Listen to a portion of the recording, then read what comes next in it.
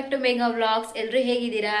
ಇವತ್ತು ಬೆಳಗ್ಗೆಯಿಂದ ವ್ಲಾಗ್ನ ಸ್ಟಾರ್ಟ್ ಮಾಡ್ತಿದ್ದೀನಿ. ಇವತ್ತೇನಂದರೆ ನಾನು ಒಂದು ಸ್ಪೆಷಲ್ ರೆಸಿಪಿ ತೋರಿಸ್ತೀನಿ. ಅದೇನಂದರೆ ಮ್ಯಾಂಗ್ಳೂರ್ ಬನ್ಸ್ ಅಂತ.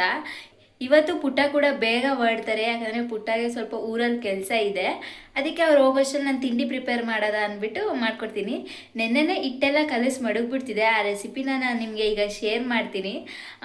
ಅದಕ್ಕೆ ನಾನು ಇವತ್ತು ಬೆಳಗ್ಗೆನೇ ಬೇಗ ಎದ್ದು ಫ್ರೆಶ್ ಅಪ್ ಆಗಿ ಅವರಿಗೆ ಸ್ವಲ್ಪ ಬೇಗ ತಿಂಡಿ ಅಂದರೆ ಸಿಂಪಲ್ ಆಗಲ್ವಾ, ಚಟ್ನಿ ಮತ್ತು ಬನ್ಸ್ ಅಷ್ಟೇ ಅಲ್ವಾ.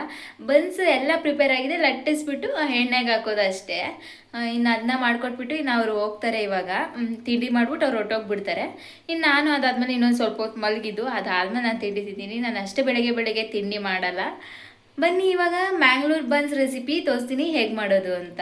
ಇವಾಗ ಫಸ್ಟಿಗೆ ಒಂದು ಬೌಲಿಗೆ 2 ಬಾಳೆಹಣ್ಣು ಹಾಕೋತಿದ್ದೀನಿ. ಏನು ಗೊತ್ತಾ, ನೀವು ಚುಕ್ಕಿ ಬಾಳೆಹಣ್ಣು ಕೂಡ ಬಳಸ್ಕೊಬೋದು, ಯಾವುದಾದ್ರೂ ಬಾಳೆಹಣ್ಣು ಕೂಡ ಬಳಸ್ಕೊಬೋದು. ಆದರೆ ತುಂಬ ಹಣ್ಣಾಗಿದ್ದರೆ ಇನ್ನೂ ತುಂಬ ಚೆನ್ನಾಗಿರುತ್ತೆ.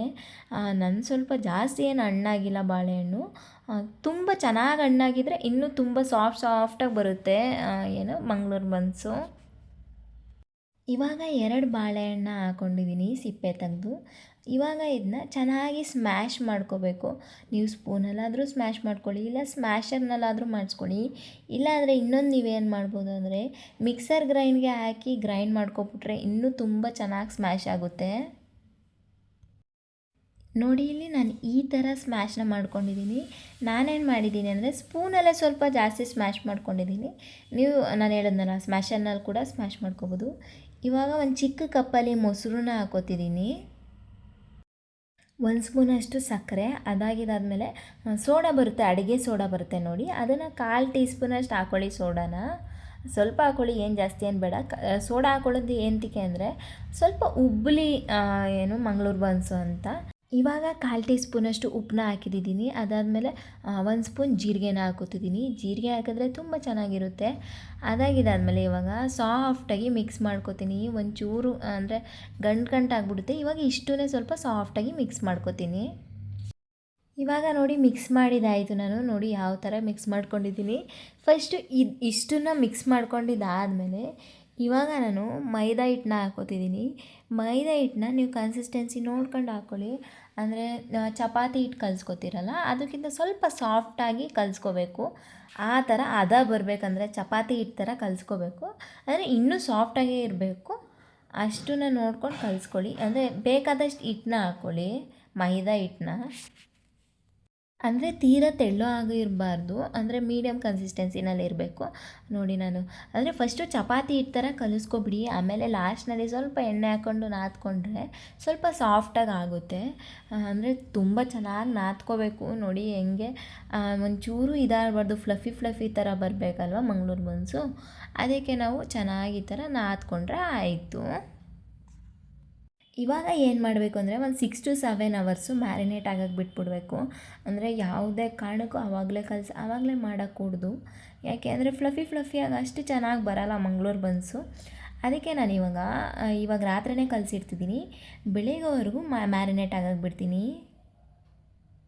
ಆಮೇಲೆ ಇದ್ರ ಜೊತೆ ಕಾಯಿ ಚಟ್ನಿ ಅಂತೂ ಬೆಸ್ಟ್ ಕಾಂಬಿನೇಷನು. ಏನು ಗೊತ್ತಾ, ಕಾಯಿ ಚಟ್ನಿಗೂ ಜಾಸ್ತಿ ಅಂದರೆ ಚಕ್ಕೆ ಲವಂಗ ಅದೇನು ಹಾಕ್ಬೇಕಂತ ಏನೇ ಇಲ್ಲ. ಕಾಯಿ ಮತ್ತು ಕೊತ್ತಂಬರಿ ಸೊಪ್ಪು ಸ್ವಲ್ಪ ಅಂದರೆ ಉಪ್ಪನ್ನ ಹಾಕಿ ಆಡಿಸ್ಕೊಂಡ್ರೆ ಇನ್ನೂ ತುಂಬ ಚೆನ್ನಾಗಿರುತ್ತೆ ಚಟ್ನಿ. ಇದ್ರ ಜೊತೆಗೆ ಮಂಗ್ಳೂರು ಬನ್ಸ್ ಜೊತೆ ಚಟ್ನಿ ಕಾಂಬಿನೇಷನ್ ಅಲ್ಟಿಮೇಟ್ ಆಗಿರುತ್ತೆ. ಇವಾಗ ನಾನು ಬೆಳಿಗ್ಗೆ ಎದ್ದು ನಾದ್ಕೋತಿದ್ದೀನಿ. ಓವರ್ ನೈಟ್ ಬಿಟ್ಟರೆ ಯಾವ ಥರ ಕಾಣುತ್ತೆ ನೋಡಿ. ಅಂದರೆ ಲಿಡ್ನ ಕ್ಲೋಸ್ ಮಾಡಿ ಇಟ್ಬಿಡಬೇಕು, ಆವಾಗ ಚೆನ್ನಾಗಿ ಮ್ಯಾರಿನೇಟ್ ಆಗುತ್ತೆ. ಇವಾಗ ನೋಡಿ ತಿರ್ಗಾ ಇನ್ನೂ ಒಂದು ಸ್ವಲ್ಪ ಹೊತ್ತು ನಾದ್ಕೊಂಡು ಒಂದು 2 ಮಿನಿಟ್ಸ್ ನಾದಿದಾದಮೇಲೆ ಚಿಕ್ಕದಾಗಿ ಉಂಡೆ ಮಾಡಿಕೊಂಡ್ರೆ ಆಯಿತು. ಇವಾಗ ನಾನು ತೋರಿಸ್ತೀನಿ ನಿಮಗೆ ಹೇಗೆ ಮಾಡ್ಕೊಳ್ಳೋದು ಅಂತ. ನೋಡಿ ಈ ಸೈಜಲ್ಲಿ ಉಂಡೆ ಮಾಡಿಕೊಂಡ್ರೆ ಆಯಿತು. ಇವಾಗ ಉಂಡೆ ಮಾಡಿದಾದಮೇಲೆ ಲಟ್ಟಣಿಗೆಯಲ್ಲಿ ಲಟ್ಟಿಸ್ಕೋಬೇಕು. ನೀವೇನು ಗೊತ್ತಾ, ಹಸಿಟ್ಟೆಲ್ಲ ಹಾಕೊಂಡು ಕೂಡ ಲಟ್ಸ್ಕೊಬೋದು, ಆದರೆ ಏನು ಅಷ್ಟೇ ಚೆನ್ನಾಗಿರಲ್ಲ. ನಾನು ಹಾಗೇ ಲಟ್ಟಿಸ್ಕೊತಿದ್ದೀನಿ. ನೋಡಿ ಇಷ್ಟು ಮಂದವಾಗಿರಬೇಕು. ನೋಡಿ ತಿಕ್ಕಾಗಿ ಮಾಡಿದ್ದೀನಿ ನಾನು. ಈ ಥರ ಇದ್ದರೆ ಚೆನ್ನಾಗಿರುತ್ತೆ, ಅಂದರೆ ಚೆನ್ನಾಗಿ ಊದ್ಕೊಳ್ಳುತ್ತೆ. ನೋಡಿ ನಾನು ನಾದ್ಕೋತಿದ್ನಲ್ಲ ಆಗಲೇ ಎಣ್ಣೆನ ಕಾಯೋದಕ್ಕೆ ಇಟ್ಟಿದ್ದೆ ನಾನು. ಇವಾಗ ಲಟ್ಟಿಸ್ಕೊಂಡು ಎಣ್ಣೆಗೆ ಬಿಡ್ತಿದ್ದೀನಿ ನಾನು. ಏನು ಗೊತ್ತಾ, ಲೋ ಫ್ಲೇಮಲ್ಲೇ ಬೇಯಿಸ್ಕೋಬೇಕು, ಯಾಕಂದರೆ ಇದು ಮೈದಾ ಹಿಟ್ಟಲ್ವಾ, ಬೇಗ ಕಲರ್ ಚೇಂಜ್ ಆಗಿಬಿಡುತ್ತೆ, ಆದರೆ ಒಳಗಡೆ ಬೆಂದಿರಲ್ಲ. ಲೋ ಫ್ಲೇಮಲ್ಲಿ ಇಟ್ಟು ನಿಧಾನಕ್ಕೆ ಈ ಥರ ಟರ್ನ್ ಮಾಡ್ಕೊಂಡು ಬೇಯಿಸ್ಕೋಬೇಕು. ಆಮೇಲೆ ಮೈದಾ ಹಿಟ್ಟು ಕೂಡ ಅಲ್ವಾ, ಬೇಗ ಬ್ಲ್ಯಾಕ್ ಆಗಿಬಿಡುತ್ತೆ, ಅಂದರೆ ಮೇಲ್ಗಡೆ, ಒಳಗಡೆ ಚೆನ್ನಾಗಿ ಬೆಂದಿರಬೇಕು ಅಲ್ವಾ ಅಂದ್ಬಿಟ್ಟು ಇವಾಗ ನಾನು ಅಂದರೆ ಲೋ ಫ್ಲೇಮ್ನಲ್ಲಿ ನಿಧಾನಕ್ಕೆ ಬೇಯಿಸ್ಕೊತಿದ್ದೀನಿ. ನಾನು ತೋರಿಸ್ತೀನಿ ನಿಮಗೆ ಯಾವ ರೀತಿ ಕಲರ್ ಚೇಂಜ್ ಆಗೋವರೆಗೂ ಬೇಯಿಸ್ಕೋಬೇಕು ಅಂತ. ನೋಡಿ ಇಷ್ಟು ಕಲರ್ ಚೇಂಜ್ ಆದರೆ ಆಯಿತು. ಆಮೇಲೆ ಇನ್ನೊಂದೇನೆಂದರೆ, ಇವತ್ತು ಪುಟ್ಟ ಸ್ವಲ್ಪ ಬೇಗನೆ ಊರಿಗೆ ಹೋಗಬೇಕು ಅಂದ್ಕೊಂಡು ಹೋಗ್ತಿದ್ರು, ಅವ್ರಿಗೆ ಸ್ವಲ್ಪ ಕೆಲಸ ಇತ್ತು. ಅದಕ್ಕೆ ನಾನು ಕೂಡ ಅವ್ರಿಗೆ ಇವತ್ತು ಬೇಗ ಬೇಗ ತಿಂಡಿನ ಪ್ರಿಪೇರ್ ಮಾಡಿಕೊಟ್ಬಿಡ್ಬೇಕು ಅವ್ರು ಹೋಗೋಷ್ಟರಲ್ಲಿ ಅಂತ ಅಂದ್ಬಿಟ್ಟು ತಿಂಡಿನ ಪ್ರಿಪೇರ್ ಮಾಡ್ತಿದ್ದೀನಿ. ಅದಕ್ಕೇ ಪ್ಲ್ಯಾನ್ ಮಾಡಿ ನಾನು ನೈಟೇ ಈ ಥರ ಹಿಟ್ಟನ್ನ ಕಲಸಿಟ್ಬಿಟ್ಟೆ, ಬೇಗ ಆಗುತ್ತೆ. ಏನು ಗೊತ್ತಾ, ನಾವೇನೇ ಮಾಡಿದ್ರೂ ನೈಟೇ ಪ್ಲ್ಯಾನ್ ಮಾಡ್ಕೊಬಿಡ್ಬೇಕು, ಆವಾಗ ತುಂಬ ಚೆನ್ನಾಗಿರುತ್ತೆ. ನೀವು ಇನ್ನೊಂದೇನಾದರೂ ಬೆಳಗ್ಗೆ ಎದ್ದು ಏನು ಮಾಡಲಿ ಅಂತ ಯೋಚನೆ ಮಾಡ್ತಿದ್ರೆ ಏನು ಮಾಡೋದು ಅಂತಲೇ ಗೊತ್ತಾಗಲ್ಲ. ಸೊ ಆಮೇಲೆ ಯೋಚನೆ ಮಾಡೋದ್ರಲ್ಲೇ ಟೈಮ್ ಕಳೆದೋಗ್ಬಿಡುತ್ತೆ.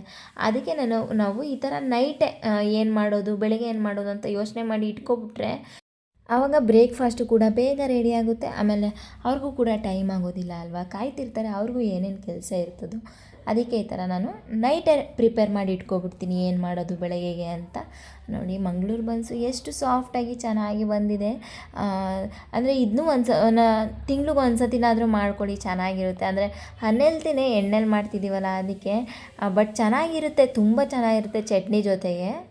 ಬನ್ನಿ ಇವಾಗ ಚಟ್ನಿ ಜೊತೆ ಸರ್ವ್ ಮಾಡ್ತೀನಿ. ಪುಟ್ಟ ಏನು ಹೇಳ್ತಾರೆ ಕೇಳೋಣ. ನೀವು ನೋಡ್ಬೋದು ಇಲ್ಲಿ ನಾನು ಕಾಯಿ ಚಟ್ನಿ ಮಾಡಿದ್ದೀನಿ ನೋಡಿ, ಜಾಸ್ತಿ ಏನೂ ಇಂಗ್ರೀಡಿಯೆಂಟ್ಸೇ ಹಾಕಿಲ್ಲ ಗೊತ್ತಾ. ನಾನು ಇವತ್ತು ಕಾಯಿ ಚಟ್ನಿಗೆ ಸಿಂಪಲಾಗಿ ಕಾಯಿ ಚಟ್ನಿನ ಮಾಡ್ಕೊಂಡಿದ್ದೀನಿ. ಕಾಯಿ ಚಟ್ನಿ ಜೊತೆಗೆ ಮಂಗಳೂರು ಬನ್ಸು. ಏನು ಗೊತ್ತಾ, ನಾನು ಚಿಕ್ಕದಾಗೆ ಮಾಡ್ಕೊಂಡಿದ್ದೀನಿ, ನೀವು ಸ್ವಲ್ಪ ಅಗಲವಾಗಿ ಮಾಡಿಕೊಂಡ್ರೆ ಆವಾಗ ಇನ್ನೂ ಚೆನ್ನಾಗಿರುತ್ತೆ. ಇವಾಗ ನೋಡಿ ನಾನೊಂದು 3 ಮಾಡಿಕೊಟ್ಟೆ ಅಷ್ಟೇ. ಪುಟ್ಟ ಯಾಕಂದರೆ ಬೆಳಿಗ್ಗೆ ಜಾಸ್ತಿ ತಿನ್ನಲ್ಲ, ಅಲ್ಲ ಅಮ್ಮ ಮಾಡಿಕೊಡ್ತಾರೆ ಮಾಡು ಅಂತ ಹೇಳಿದ್ದೀನಿ ಬಿಡು ಪಾಪ, ನಾನು ಅಲ್ಲೋಗಿ ತಿಂತೀನಿ ಅಂದರು. ಅದಕ್ಕೆ ನಾನು ಬರೀ ಈ ಥರ 3 ಮಾಡಿದೆ ಅಷ್ಟೇ. ಇನ್ನು ಅಂದರೆ ನಾನು ಸ್ವಲ್ಪನೇ ಅಲ್ವಾ ಹಿಟ್ಟು ಕಲಸಿರೋದು, ಜಾಸ್ತಿ ವೇಸ್ಟ್ ಆಗಕ್ಕೆ ಬಿಡೋಲ್ಲ. ಈಗ ನೀವು ನೋಡ್ಬೋದು ಸಾಫ್ಟಾಗಿದೆ ನಿಜವಾಗ್ಲೂ. ಆದರೆ ಇನ್ನೊಂಚೂರು ಊದ್ಕೋಬೇಕಿತ್ತು, ಆದರೆ ಏನು ತೊಂದರೆ ಆಗಿದೆ ಗೊತ್ತಿಲ್ಲ, ಆದರೆ ತುಂಬ ಚೆನ್ನಾಗಿ ಬಂದಿದೆ, ತುಂಬ ಟೇಸ್ಟಾಗೂ ಕೂಡ ಇದೆ. ಪುಟ್ಟ ಏನದು? ಗುಲಾಬ್ ಜಾಮೂನ್ ಅದು ಬನ್ ಮಂಗಳೂರು ಬನ್ಸ್ ಆಯ್ತಾ? ಫಸ್ಟ್ ಟೈಮ್ ಟ್ರೈ ಮಾಡಿದ್ದೀನಿ, ಹೆಂಗೈತೆ? ಏನಿಲ್ಲ, ಪಂಡ ತಿಂದರೆ ಚೆನ್ನಾಗಿರ್ತದೆ. ಸೂಪ್ ಚೆನ್ನಾಗಿತ್ತ ಪುಟ್ಟ, ತಿನ್ಬೋದಾ? ಸೂಪರ್. ಹಾಂ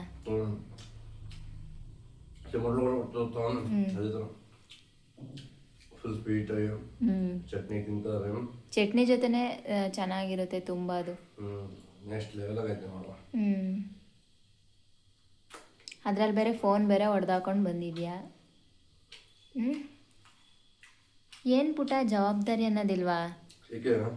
ಮತ್ತು ಇವಾಗ 2 ವಾರ ಆಗಿಲ್ಲ ಒಂದು ಫೋನ್ ಹೊಡೆದಾಕಿ, ಈಗಾಗಲೇ ಇನ್ನೊಂದು ಫೋನ್ ಹೊಡೆದಾಕೊಂಡು ಬಂದಿದ್ಯಾ. ಬೇಕು ಅಂತ ಮಾಡಿದ್ದಲ್ಲ, ಮತ್ತೆ ಮಿಸ್ ಆಗಿ ಮಾಡಿದ್ದು. ಹಿಂಗೆ ಹೇಳಿದ್ವಿ ನಾವು, ಹಿಂಗೆ ಗಾಡಿ ಹತ್ತ ಬಂದು ಹಿಂಗೆ ಡೋರ್ ಹಾಕಿ ಬಂದು ಪುಸ್ತಕ ಇಷ್ಟೇ ಜಾರಕ ಬಿದ್ದಿದ್ದು, ಇಲ್ಲಿಂದ ಇಷ್ಟೇ ಬಿದ್ದಿದ್ದು ಪಾಪ. ಪಟ್ನ ಸೈಡ್ ಹೋಗಿದ್ದು, ಡಿಸ್ಪ್ಲೇ ಹೋಯ್ತು ಎಲ್ಲ ಪಟ್ಟೆ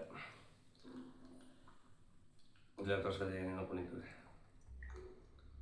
ಒಟ್ಟಿನಲ್ಲಿ ಜವಾಬ್ದಾರಿ ಇಲ್ಲ, ಏನು ವರ್ಕ್ ಆಗಿಲ್ಲ. ಅಲ್ಲ ನಿನಗೆ ಜವಾಬ್ದಾರಿ ಇಲ್ವಾ? ಜವಾಬ್ದಾರಿ ಏಕೆ ಬಾವ, ಫೋನ್ ತಾನೇ ಹೋಗಿದ್ದು, ಇನ್ನೇನೋ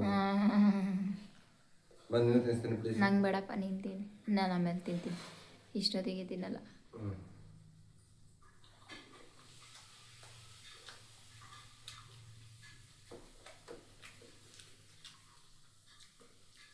ಚೆನ್ನಾಗೈತಾ? ತಿನ್ಬೋದಾ ಬೆಳಗ್ಗೆ ಬ್ರೇಕ್ಫಾಸ್ಟಿಗೆ? ಈಸಿ ಮಾಡೋದು ಕೂಡ ಪುಟ, ತುಂಬ ಈಸಿ. ಬಾಳೆಹಣ್ಣು ಹಾಕಿ ಮಾಡೋದು. ಮುದು ಮಗನೇ ಹೋಯ್ತ್ಯಾ ಊರಿಗೆ? ಹೋಯ್ತೀಯ ಪಂಡ? ಅದೇನು ತಿಂತಾನೆ ನಾವು ನೋಡ್ಕೊಂಡು. ಪುಟ್ಟ ಹೇಗೈತೆ? ಚೆನ್ನಾಯ್ತಾ? ತಿನ್ಬೋದಾ? ಸಕ್ಕತ್ತಾಗೈತೆ. ತಿನ್ಬೋದಲ್ಲ, ಸೂಪರ್ ಆಗಿದೆ. ಇಷ್ಟ ಆಯ್ತಾ? ಇಷ್ಟ ಆಯ್ತು. ಓಕೆ. ಅಷ್ಟೇ. ಆಗಲೇ ನೋಡಿ ಇವಾಗ ಪುಟ್ಟ ಕೂಡ ಹೊರಟ್ರು. ಇನ್ನು ಅವ್ರು ಬರೋದು ಸಂಜೆ ಆಗುತ್ತೆ, ಸ್ವಲ್ಪ ಕೆಲಸ ಇದೆ ಅಂತ ಅಂದ್ಬಿಟ್ಟು ಹೋದರು. ಇವತ್ತು ಅವ್ರ ಕೆಲಸಕ್ಕೇನು ಹೋಗಲಿಲ್ಲ, ಊರಿಗೆ ಹೋದರು. ಇನ್ನು ಅವರು ಬೆಳಗ್ಗೆ ಅಂದರೆ ಒಂದು 6ಗೆ ಹೊರಡ್ತಿದ್ದಾರೆ. 6 ಆಗಿದೆ ಈಗಾಗಲೇ. ನೋಡಿ ಪಾಂಡ ನೋಡಿ ಪುಟ್ಟ ಹೋಗ್ತಿದ್ದಾನೆ ಅಂದ್ಬಿಟ್ಟು ಫುಲ್ಲು ಹಂಗೆ ನನ್ನ ಕರ್ಕೊಂಡು ಹೊಟ್ಟೋಗ್ಬಿಡು ಅಂತ ಯಾವಾಗಲೂ ಹಿಂದೆನೇ ಇರ್ತಾನೆ, ಬರೋದೇ ಇಲ್ಲ. ನೋಡಿ ಅಲ್ಲೇ ಹಿಂದೆ ಹೆಂಗಿದ್ದಾನೆ ಅಂತ. ಮತ್ತು ಇನ್ನೊಂದೇನೆಂದರೆ ಪುಟ್ಟ ಕೆಲ್ಸಕ್ಕೆ ಹೋಗ್ತಿಲ್ಲ ಅಂತಲೂ ಗೊತ್ತು, ಊರಿಗೆ ಹೋಗ್ತೈತೆ ಅಂತಲೂ ಗೊತ್ತು ಪಾಂಡಂಗೆ. ಯಾಕೆಂದರೆ ಪುಟ್ಟ ಡೈಲಿ ಯೂನಿಫಾರ್ಮ್ ಹಾಕೋ ಹೋಗುತ್ತಲ್ಲ, ಅದನ್ನ ಯೂನಿಫಾರ್ಮ್ ಹಾಕೋ ಹೋಗ್ತಿಲ್ಲ, ಅದಾದಮೇಲೆ ಬೈಕಲ್ಲಿ ಹೋಗ್ತಿದೆ ಅಲ್ವಾ, ಅದಕ್ಕೆ ಗೊತ್ತಾಗ್ಬಿಟ್ಟಿದೆ ಊರಿಗೆ ಹೋಗ್ತಿದ್ದಾರೆ ಅಂತ. ಇವಾಗ ಪುಟ್ಟ ಎಲ್ಲ ಹೋಗಿದ್ದಾದಮೇಲೆ ನಾನು ಪಾಂಡ ಇಬ್ಬರು ಸ್ವಲ್ಪ ಹೊತ್ತು ಮಲಗಿದ್ದು. ಇವಾಗ ಟಿಫನ್ ಮಾಡಬೇಕು. ಏನಂದರೆ ನಾನು ಆವಾಗಲೇ ಹೇಳಿದೆ ಅಲ್ವಾ, ಪುಟ್ಟಾಗೆ ಹಾಕೊಟ್ಟಾಗ ಸ್ವಲ್ಪ ಊದ್ಕೊಂಡಿರಲಿಲ್ಲ, ಸ್ವಲ್ಪ ಚಿಕ್ಕದಾಗಿ ಆಗ್ಬಿಟ್ಟಿತ್ತು, ಫ್ಲಫಿಯಾಗಿ ಆಗಿರಲಿಲ್ಲ. ಇವಾಗ ನೋಡಿ ಎಷ್ಟು ಚೆನ್ನಾಗಿ ಊದ್ಕೊಂಡಿದ್ದಾವೆ. ಅಂದರೆ ಏನಂದರೆ ಇಟ್ ಟೇಕ್ಸ್ ಟೈಮ್, ಅಂದರೆ ಸ್ವಲ್ಪ ಹೊತ್ತು ಬೇಕಿದ್ದಕ್ಕೆ, ಒಂದು 8 to 9 hours ಆದರೂ ಬೇಕು ಮ್ಯಾರಿನೇಟ್ ಆಗೋದಕ್ಕೆ. ಅದಕ್ಕೆ ನಾವು ಬಿಟ್ಬಿಡಬೇಕು, ಒಂದು 8 to 9 hours ಬಿಟ್ಬಿಡಿ, ಆವಾಗ ತುಂಬ ಚೆನ್ನಾಗಾಗುತ್ತೆ. ನಿಜವಾಗ್ಲೂ ನೀವು ನೋಡ್ಬೋದು, ಇಲ್ಲಿ ನೋಡಿ ಎಷ್ಟು ಚೆನ್ನಾಗಿ ಊದ್ಕೊಂಡಿದ್ದಾವೆ. ನನಗೆ ನೋಡ್ಬಿಟ್ಟು ಶಾಕೇ ಆಗಿಬಿಡ್ತು. ಪುಟ್ಟಾಗಿ ಒಂದು 4 ಹಾಕ್ಬಿಟ್ಟೆ, ನಾನು 3 ಹಾಕ್ಕೊಂಡೆ. ಯಾಕೆಂದರೆ ನಾವು ಸ್ವಲ್ಪನೇ ಕಲಿಸ್ಕೊಂಡಿದ್ದಲ್ವ, ಬರೀ ಒಂದೂವರೆ ಕಪ್ ಅಷ್ಟೇ ಮೈದಾ ಹಿಟ್ಟು ಹಾಕಿದ್ದು. ನೋಡಿ ಇಲ್ಲಿ ಎಷ್ಟು ಚೆನ್ನಾಗಿ ಉತ್ಕೊಂಡಿದೆ.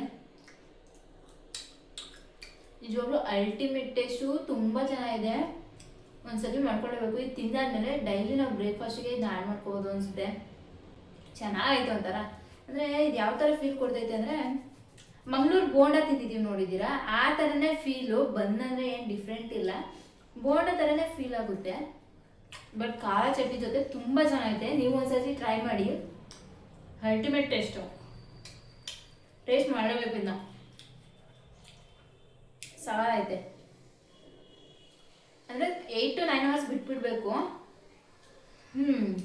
ನೀವು ಕೂಡ ಈ ರೆಸಿಪಿನ ಮನೇಲಿ ಒಂದ್ಸರಿ ಟ್ರೈ ಮಾಡಿ, ಹೇಗಿದೆ ಅಂತ ಕಮೆಂಟ್ ಕೂಡ ಮಾಡಿ. ಸಬ್ಸ್ಕ್ರೈಬ್ ಮಾಡ್ಕೊಳ್ಳೋದನ್ನ ಮರಿಬೇಡಿ. Thank you. Lots of love to you.